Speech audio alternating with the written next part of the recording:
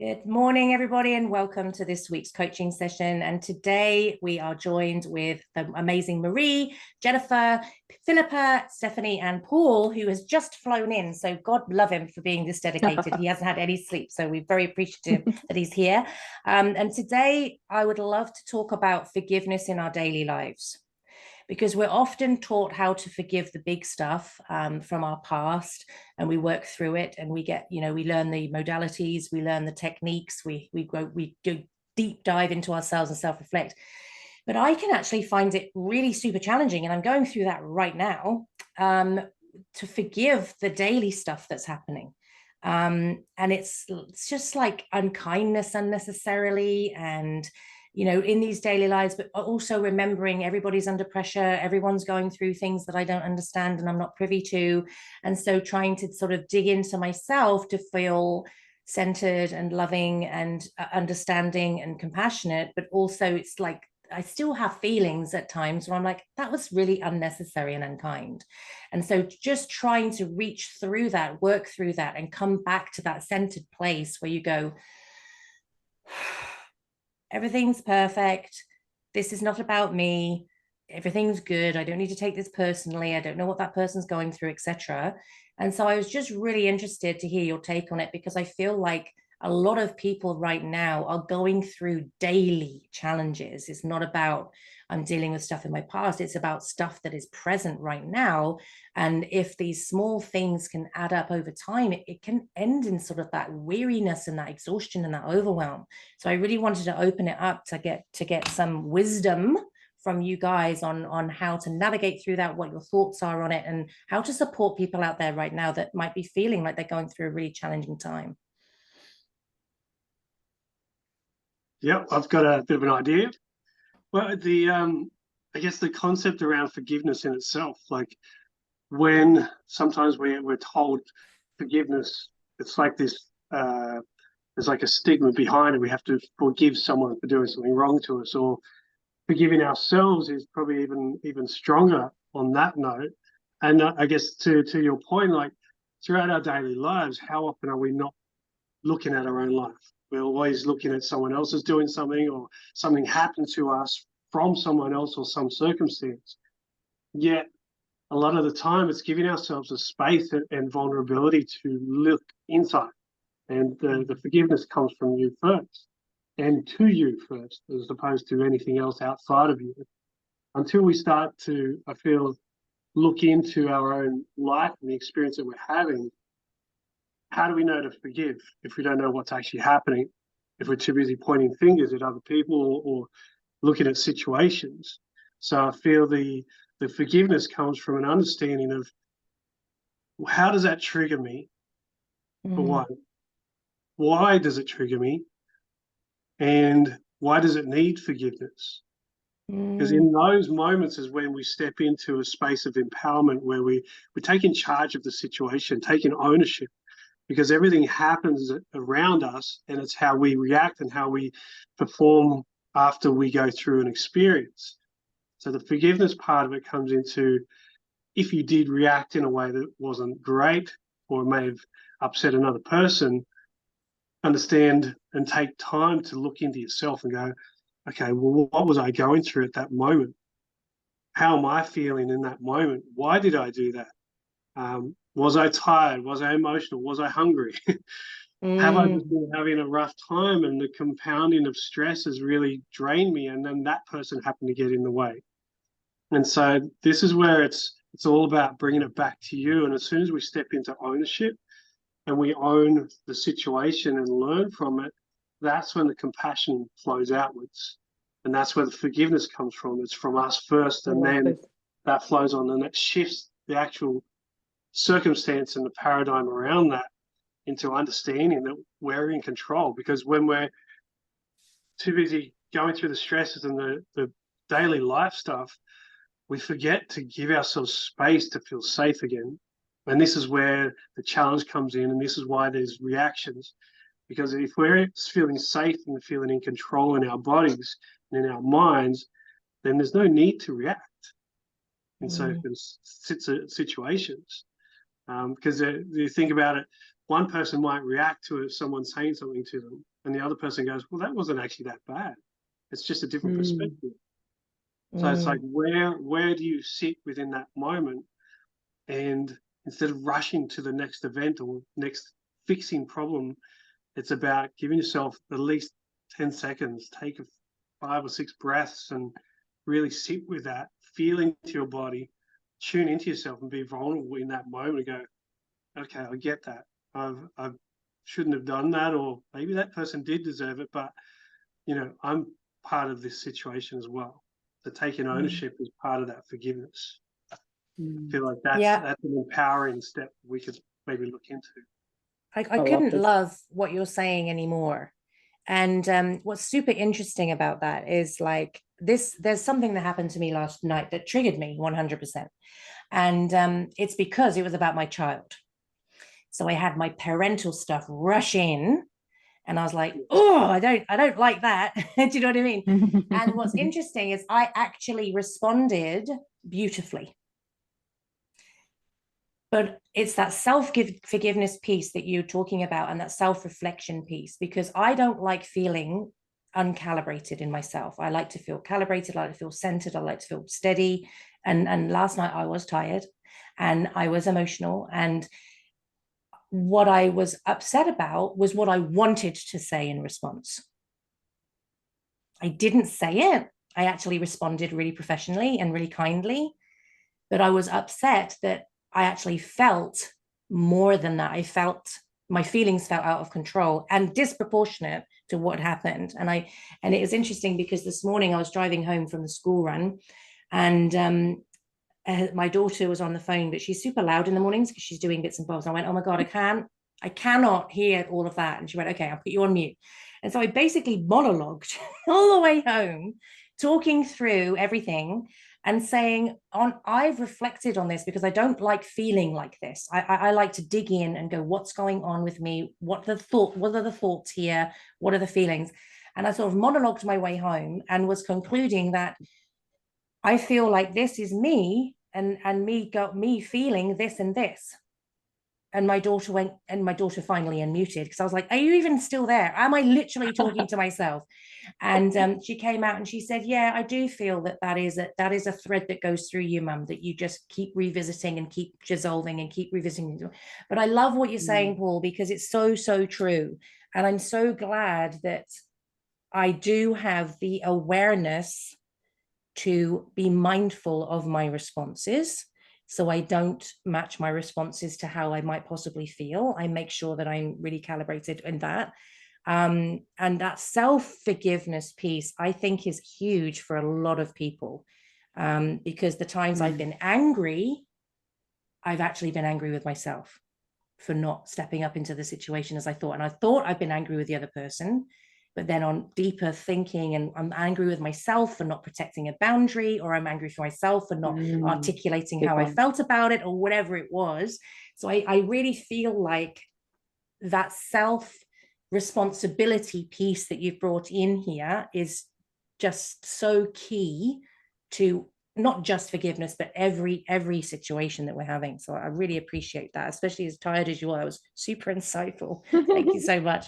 Did anybody else want to comment? I want to, sorry, just very quickly say kudos to you, Cathy, for being so reflected, because, you know, it just shows how much work you've done and how much you've grown over the decades of parenting to be so self-reflected in a moment, but also, you know, really feeling that need to sit with that part that was loathing yourself for how you wanted to respond.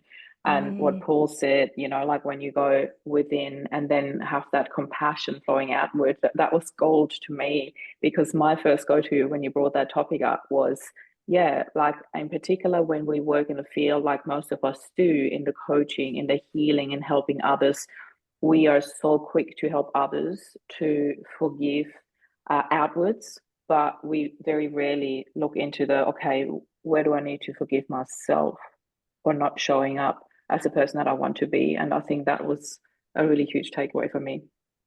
Sorry, Philippa, I just needed to quickly say that. Yeah, totally. Oh, that's good. I think for me, there's a piece in reflective stuff where we have to consider whether or not it's the reaction that we have is about us, and it's always about us, but it's not always on us. So as the mother of 4 teenage girls with lots of hormones going on, often, and being their safe space, often I am pummeled. I'll get kids come home from school and they just all the hormones and all the things that have happened. And I love Judith Richards' tool of I choose to know, right? So for me, the most commonly repeated phrase is I choose to know. That's actually not about me. That's about whatever has happened for them today. And for me, that shifts me from a place of they're attacking me and I have to defend myself to how do I parent and love them through this moment in their life? Because it's actually not about me. It's about whatever's happening for them. And that shift then allows me to move the onus of whatever's happening from it's my fault, which I think because of the way most of us were parented, you know, most of us would have been parented by behavioralists. So everything was about behavior rather than about connection and about relationship. So it's always about, well, what did I do wrong? And it's a go-to, right? It just becomes what happens for us. But when we can stop that and go, actually, that's not about me and what has happened or what they're saying about me. It's actually about what's going on for them. They're just using me as the scapegoat in this moment. And then obviously being able to teach them out of that pattern, which can take time, especially if they've been in it for a long time. So, you know, for me, that piece is really important on the day-to-day. What do I need to choose to know about this situation that's actually going to serve me better? And when you're doing forgiveness, that can be a big part of it, whether you're forgiving yourself or somebody else. Our emotions are there to teach us something. If we're experiencing an emotion, how do we take that and learn the lesson before we then move it on because it's no longer serving us? But every emotion will teach us something. If we're angry, it's because a boundary's been crossed or you know, somebody's done the wrong thing, but that teaches us what to do with that person the next time. If we are a bit more curious about that, well, we can then take the lesson and learn and then move the emotion on. I love that, Pip. And I think as well, it's that permission piece to be perfectly imperfect. Like that quote from Mandela came up there where it was like, I'm not a saint, I'm a sinner who keeps trying. And I think part of it is in the moment, you think, I shouldn't be feeling like this. You know, I have done a lot of work and I shouldn't have these feelings. And why aren't I more evolved? God damn it, I've put in the hours. Do you know what I mean? But then it's like, being able to sit with it, as Paul said, and be able to reflect, and as you say, Pip, sort of remove yourself, take a step back and sort of separate yourself out a bit and get that perspective, but also allowing yourself to be human. And I put a post up a couple of days ago and the title was You Can Be Both. And I really feel strongly about that. You know, you can feel proud and grateful, but still want more. And you can feel emotional, but still, you know, all of those things. I can't remember exactly what I wrote, but it was about the duality of how we experience life.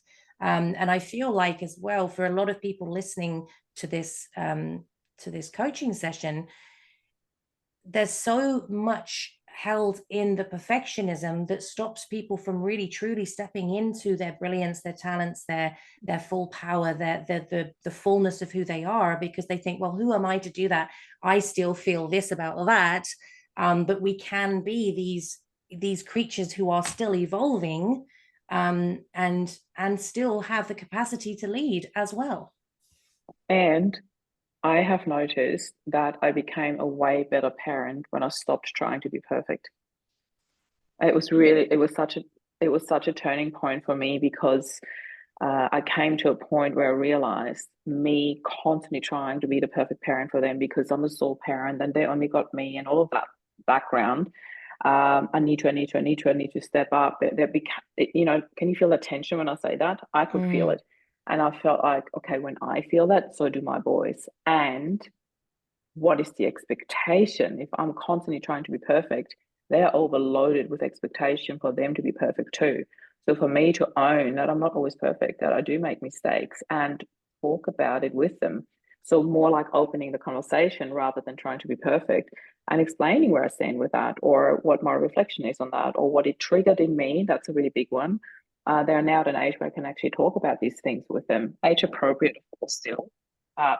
Tell them what it triggered in me, how it made me feel, and also owning that, well, this is the first time that I'm a mom of a 15 and a 17-year-old, like, so I messed this up at times, and I'm still learning to become a parent, and that I had this expectation when I was little that my parents had it all figured out. They knew how to parent. They're parents, of course they know everything. No. So that was a big one for me. And then also, coming back to that piece of self-forgiveness and really going within and going like, it's okay. The intention, I think the intention is the most important part in all of this, how you act, how you respond. And if you do hurt someone unintentionally, coming back to what was your intention when you said that?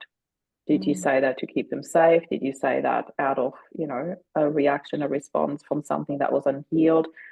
But giving yourself that grace and going within, like Paul said, so you can have that outpour of compassion towards others and self. Yeah, I love that. Sorry. No, carry on, Paul. Yeah, and I feel that's a big part of it is to keep it as simple as possible, because we know we've all done a lot of work, and for someone listening to this is going, oh, how do I sit there with the emotion? How do I sit there and feel okay? Excuse me, feel okay and not feel guilty because I wasn't the perfect parent, and I have these expectations I need to live up to, and I need to be perfect. But I can't remember the quote, but it was around about some of the best people in this world have been brought up through chaos and challenge, because of that challenge has helped them to grow into stronger people. Like we've all had our challenges in life. So that strength has come from us learning how to grow from ourselves and from our own experience.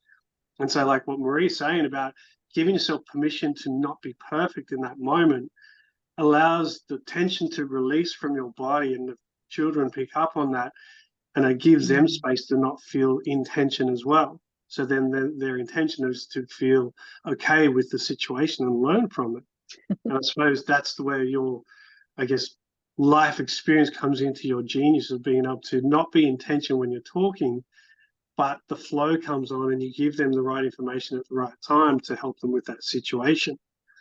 And I guess a quick note on that, one of my kids came back from school and was saying, oh, this person was saying something about me, that I was stupid or I was this and I wasn't great. I was like, but do you really believe that? They go, no, but that person said that. And said, well, it's in that moment where you give them an opportunity to go, well, this is where you get to sit with who you are and who you feel you are and who you know, and other people's opinion doesn't matter. Because what anyone ever thinks about you, it's none of your business at the end of the day. It's about what you think about yourself. And this brings it back to the piece of for yourself. And so a simple, technique to put out to anyone who's listening is it's not a hard technique to do. It's initially to sit with the emotion because we want to quickly run from it, but it's about just taking that split second just before you, or maybe even after the reaction, and go, feel into your body, because you are not the emotion. Emotion is a reaction that your body's giving you to show you that something's happening. And so if we sit with and go, okay, I feel that emotion about this situation. Why is that happening to me, and how do I work with that? Well, you don't even need to know it how. It's just sit with it, acknowledging it. That allows the emotion to shift rather than be stored. And that's where we grow. And that's where we're able to shift and not have to do 20 years of therapy to try and figure it out, because our body has the answers all the time. But it's like training yourself to trust in yourself. And that's going back to that forgiveness of I'm not perfect, but I can sit with the situation. I can sit with the emotion. And by doing that, it allows your body to shift and use the energy within that emotion for you to get the lesson right there and then. And that's where it's powerful. And it's what I was coming through for me when you were speaking there, Paul, was surrender. just surrendering. And I feel like we try to keep so much up, and it's like beautifully what Pip said, what Marie said, and what Paul said, threaded through such a beautifully with one of my situations when I was parenting. And one of my boys went through 2 years of darkness. That's all I can, without revealing too much. It was really, really torturous. And I went into fix it mode. I was like, I'm going to give all the reasons why it's great to be here, and I'm going to fix it. I'm going to make everything sparkly, and I'm going to let, and it like nearly financially ruined us for a start. And it was exhausting. And I played that out for a little while. And then I sort of, okay, we were channeling into ways through and support and love and all of those things. And he came home one day and stupidly, I've always encouraged my kids to give me feedback, which is exhausting. And anyway, he came home one day and he said, God, he said, it's so exhausting being your son.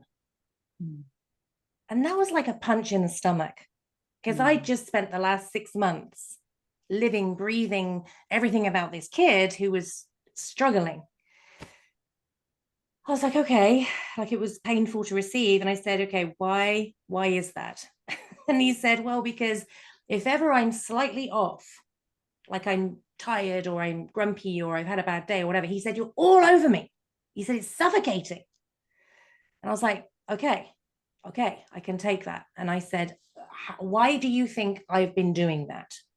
Let's reflect. And he said, well, because this, and this. I said, okay, cool. So there's some context. I'm not condoning what I've done, but there's some context of why I have been a little bit batshit crazy over the last 6 months. And I said, okay, if we're going to move forward differently, you have to make me some guarantees that if you're feeling like this, if these are your thoughts, if it's 3 a.m, it doesn't matter. We're going to make a deal right now, right here and now, that you're going to wake me up. You're going to come to me and you're going to talk to me before anything else. And we came to that deal and I stepped back. And then Pip will resonate with this because it's one of Judith's teachings, is I got to the point where I had to surrender the idea I had of how I was supposed to solve this, because I was the mother. So I had all of these weird expectations of myself that I was supposed to be the one that solved the situation. And also surrender to the fact that he's an autonomous being that isn't an extension of me. And this is his journey. And it wasn't what I wanted. And it wasn't what I have chosen. But at the same time, I can't say, yes, I believe in God or whatever you call it, and the master plan, unless it looks like something I don't like, in which case I'm going to challenge it. And, that awareness came over me. And it was really about getting to that point of surrender and handing everything back to him with love and saying, whatever you decide, I will love you eternally. You don't have to be or do anything in any way. And all of those things. That's the day he started getting better. Wow. Magic. So it's so interesting, to have these threads all coming through. There's such magic in that, creating that space. And I want to share something about one of my sons that was going through some challenges. That's all I want to say. I don't want to reveal more. And I actually got him somebody to talk to, a young male professional to talk to about these things, because I really felt that he needed a male influence in that. And one day he came home and he would always say, like, Ethan told me to say to you, and I love that. And again, it wasn't always easy to receive, but I was so grateful that he found his words and found ways to communicate with me. And he said, every day I come home, you're this like, how was your day? Da, da, da, da. Like you said, you're all over me and you want to make things brighter. But I just, don't like school. It was, and I'm like, okay, can we just, first of all, maybe come up with a different language around that? I get that you don't like it, that's fine. And from that day onwards, I started looking at him, because I said to him, you know what? It actually just made me realize that I did look at you like you are having challenges all the time. Your life's not great. And that's how I looked at you. So there was no chance for you to come up or show up in any different way. Or it was at least a lot harder, So from that day onwards, I looked at him as if everything was fine, everything was perfect. And I had a very similar deal. If something happens and something is going on that you can't deal with, or that was really bad or really dark or whatever, then please come and tell me. But I will drop the whole act of, you know, you're not okay. And from that day onwards, I never asked him. So how was school? Because I knew he doesn't like school and he still doesn't. So I stopped asking him that and asking different questions. And that really changed the way he showed up in life. And I thought, that's really powerful, you know. And he comes back to like, we're only learning this, you know, like we don't wake up one morning just because we're parents and know how to handle all these situations, in particular the heavier ones. There is no handbook for that. But to get to that point, I think that is just gold. And it gives me so much gratitude for the way we teach our children to communicate. You know, what you shared, Cathy, what you shared, Paul, what you shared, Pete. Like I just love how we just show up and we just make mistakes and learn from them. That's the biggest part, you know. And I think as well, when Paul was speaking about where we respond from, because as groovy as I think I am as a parent, there are times when the kids have given me feedback and I've been like, that's not the vibe right now. Do you know what I mean? And I've been like, I've received what you said. I'm really grateful that you're able to share that. I'm not in a position to respond right now because I'm really tired. So let me sleep with it. And then I will respond in the morning. Because I know that I'm not in the phase of my evening, my day, my whatever, to be responding from that really centered place. And having that awareness just to delay the conversation can be really powerful as well. Now, Steph, I wanted to come to you because obviously you work with people and their self-image and I feel like that goes really, really deep. And obviously Grier as well works with self-image. And that's really important to me because I feel like the relationship that we have with ourselves impacts everything that we've just said at the moment. And like for me, even I felt really emotional this morning. I felt really tired. And then my daughter, I had to kick her out of the car because there was no parking spaces. She was really upset because she wanted me to go in with her. So I went and found a parking space, went into school, gave her a big bear hug, watched her water the plants, give her a kiss, and then came away. So at least she's like, Mum does care. She found a parking space. It was miles away, but fine. And on my way into school, I saw this lady who I know roughly, she's a mother and a teacher, and I just touched her on the arm and said, morning. And I was going off to see Taya, trying not to cry because I was actually feeling really vulnerable this morning. And this woman turned to me and she went, your hair looks gorgeous. Oh. And I was just like, I really wanted to shave it off this morning. So I'm really grateful that you said that because it was really kind. And I was like, I feel like as well, my self-perception though, the way I feel about myself does absolutely color the way I show up. So from your experience on that, can you speak to that? Absolutely. I've worked with a couple of women just in the last few days, and we've done a lot of talk around this. One in particular, she wears black constantly, and when we were looking at why, she said, I don't want to be seen. And I said, are you happy to be heard? And she said, I don't want to be seen. I don't want to be heard. So the way she was dressing was basically to hide, which was really interesting because she's a gorgeous girl. So we did some work around that. And once we started pulling out color and I got her to try on some color pieces, she lifted and it's made such a huge difference. I think yesterday it was that she sent me a message and she said, I just went and bought a dress in a color and it's a color that makes me feel good. So color, clothing, it's all connected. Definitely makes such a difference. It does, because how we feel about ourselves, you know, it is so important. And we're often our own harshest critics. Yeah. She was telling me her young daughter is only 5 or 6, and she has always let her daughter dress herself every single day. And she said sometimes she pulls things out and freaks out and she says that's just not going to work. But once her daughter's got this little outfit on that she's put together. She looks at her and she said, actually, you look really good. And I said, well, is that something that you were allowed to do when you were a child? And she said, no, my mum actually pulled out my clothes and dressed me until I was 26.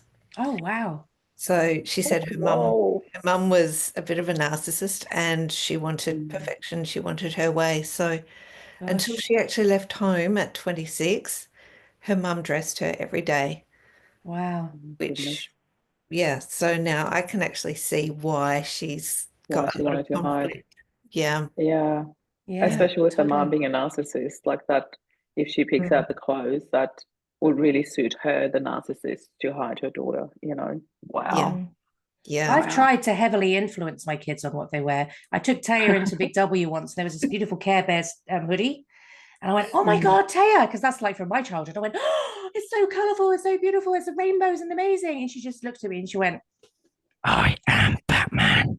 I had to buy her the Batman hoodie with the ears and the whole thing. And she got a mask. I was like, whatever. I give up. That's You know, I was hilarious. really looking forward to having another daughter, but whatevs. But she wears what she wants, you know. Which is really, I've always felt that they needed to go through that time of expression. And like my other daughter, who's now arms to her, legs to her armpits, blonde hair, blue eyes, you know, all of the things. But when she was a teenager, she looked like a boy. She had really, really short crop hair. She always wore big black hoodies and big black things.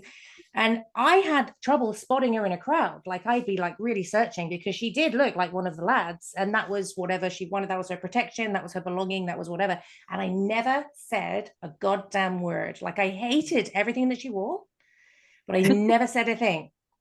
And it was so interesting because just recently we were talking about it and she was reflecting back and she said, why the hell did you let me dress like a boy? She said, I looked like a boy. And I went, because that's what you needed in that moment.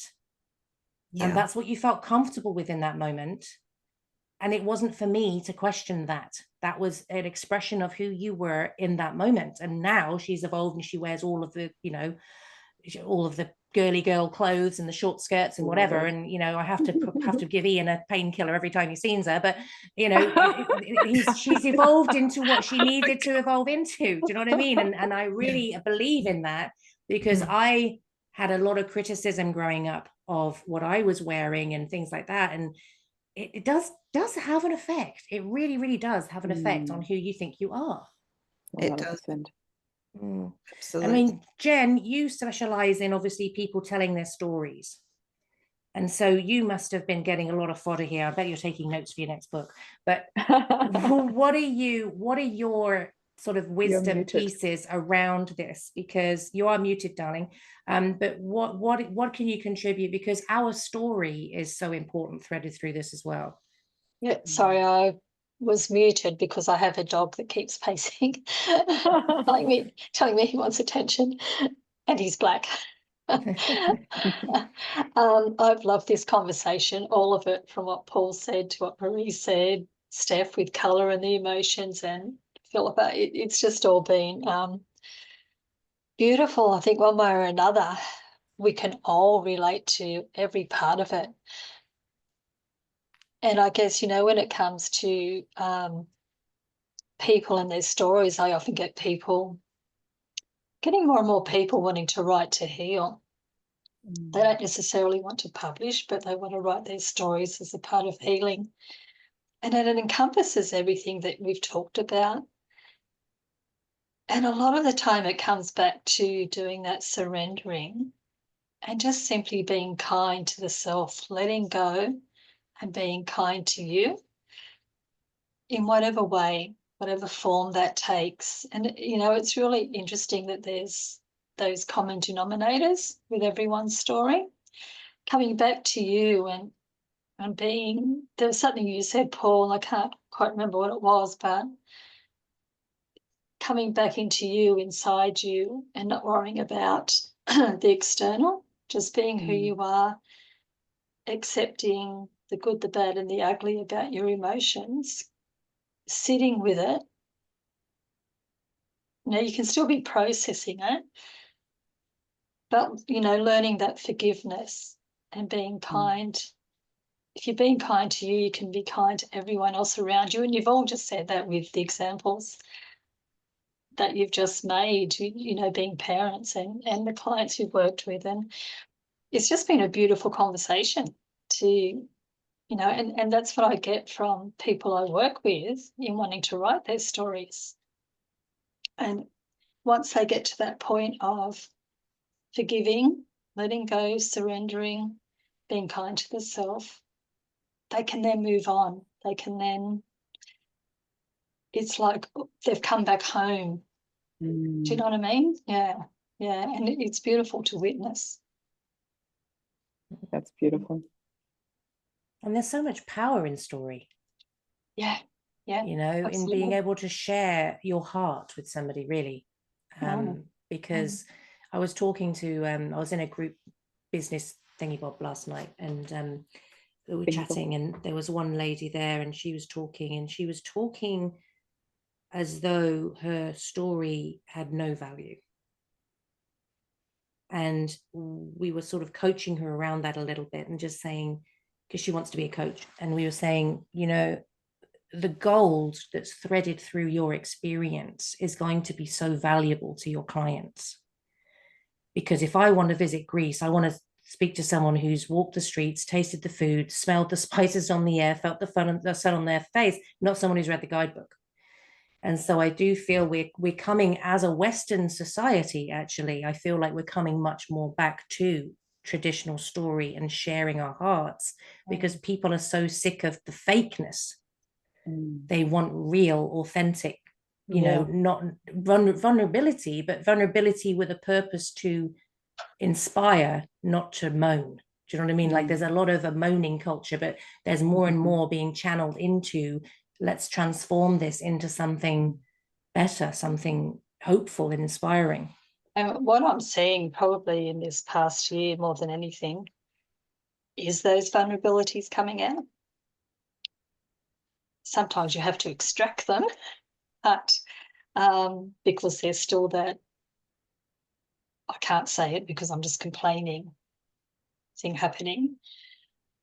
But the vulnerability is there, and the more they're sharing just one thing, it leads to another and another. And it's a whole, being real, being who we are. No, you know, it's not the Kardashian society anymore. We are being who we are. And it's just beautiful. It's beautiful. And to see that unfolding with people, witnessing it, and like, because I work in small groups, and I guess they're like a sacred circle, safe space. And it's just the support. The more vulnerable a person is, the more support we just automatically give, and it's reassuring to that person. And it's just amazing what happens in the sharing of the stories. And it does get powerful. The powerfulness grows. Is that a word? Powerfulness? I don't know. It is now. It is now. It grows and grows and grows. The layers are added on, and it's potent. The story becomes potent. And sharing them, you know, getting them out there, sharing those stories is so important. Like we've all said here, talking about experiences. It's and you don't know who's going to be watching, who is watching this. You know, sharing it is it's phenomenal. It's wonderful to witness. Beautiful. Well, guys, this has been an amazing conversation. Is there any closing pieces anyone wants to share before we depart? Not from my end. Thank you so much for holding that space. I love these conversations. Yeah, it's been a great conversation. It's been perfect for me to hear today, for sure. I won't go and shave my hair off. I'll leave it another day. Thank you. It looks so beautiful. All right, guys, thank you so much for being here. And I hope everyone that's listening has got some immense gold nuggets and hope and inspiration through this, because we are all in this together, and it's so much better to come together, because the power in that is phenomenal. So thank you for being here, and we'll see you next week. Bye.